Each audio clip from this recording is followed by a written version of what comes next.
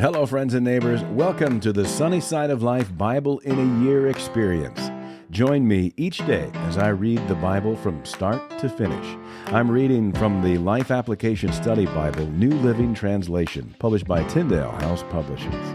I pray this daily reading will bless you as much as it does me. So let's get started. May 22nd, Job, chapters 4 through 6. Then Eliphaz the Temanite replied to Job, "Will you be patient and let me say a word? For who could keep from speaking out? In the past, you have encouraged many people. You have strengthened those who were weak. Your words have supported those who were falling. You encourage those with shaky knees. But now, when trouble strikes, you lose heart. You are terrified when it touches you. Doesn't your reverence for God give you confidence? Doesn't your life of integrity give you hope? Stop and think. Do the innocent die? When have the upright been destroyed? My experience shows that those who plant trouble and cultivate evil will harvest the same. A breath from God destroys them. They vanish in a blast of his anger. The lion roars and the wildcat snarls, but the teeth of strong lions will be broken. The fierce lion will starve for lack of prey. The cubs of the lioness will be scattered. This truth was given to me in secret, as though whispered in my ear. It came to me in a disturbing vision at night, when people are in a deep sleep. Fear gripped me, and my bones trembled. A spirit swept past my face, and my hair stood on end. The spirit stopped, but I couldn't see its shape. There was a form before my eyes. In the silence, I heard a voice say, "Can a mortal be innocent before God? Can anyone be pure before the Creator? If God does not trust his own angels and has charged his messengers with foolishness, how much less will he trust people made of clay? They are made of dust, crushed as easily as a moth. They are alive in the morning, but dead by evening, gone forever without a trace. Their tent cords are pulled, and the tent collapses, and they die in ignorance. Cry for help, but will anyone answer you? Which of the angels will help you? Surely resentment destroys the fool, and jealousy kills the simple. I have seen that fools may be successful for the moment, but then comes sudden disaster. Their children are abandoned far from help. They are crushed in court with no one to defend them. The hungry devour their harvest, even when it is guarded by brambles. The thirsty pant after their wealth. But evil does not spring from the soil, and trouble does not sprout from the earth. People are born for trouble, as readily as sparks fly up from a fire. If I were you, I would go to God and present my case to him. He does great things too marvelous to understand. He performs countless miracles. He gives rain for the earth and water for the fields.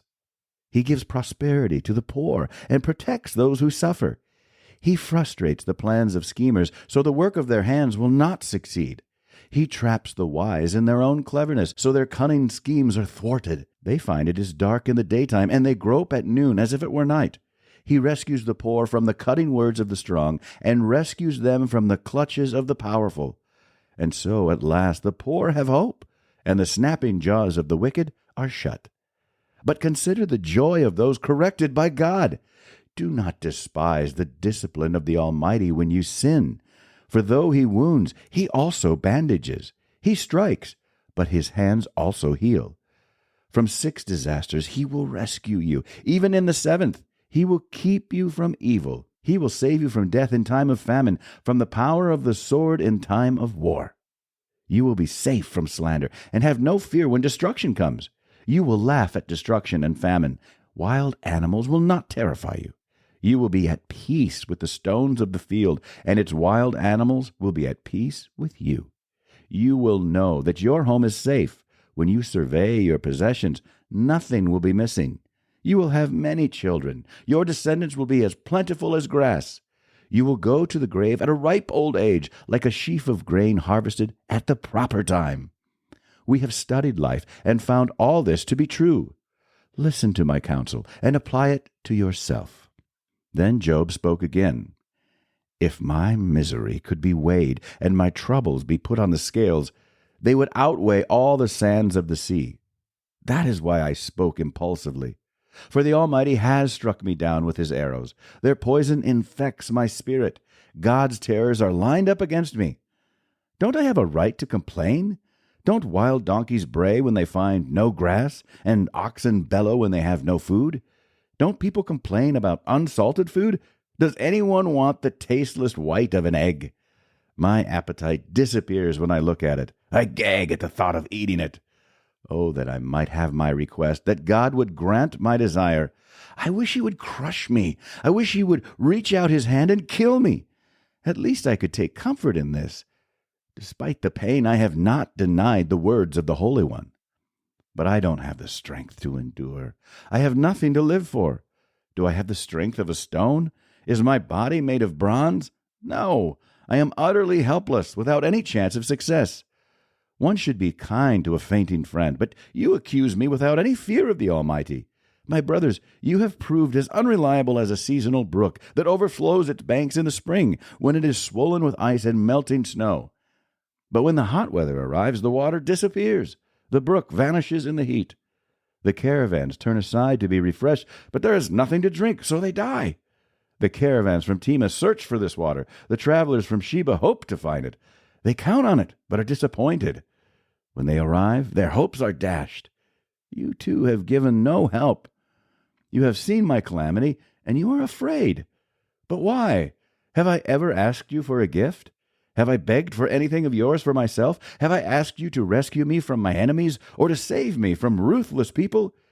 Teach me, and I will keep quiet. Show me what I have done wrong. Honest words can be painful. But what do your criticisms amount to? Do you think your words are convincing when you disregard my cry of desperation? You would even send an orphan into slavery or sell a friend. Look at me. Would I lie to your face?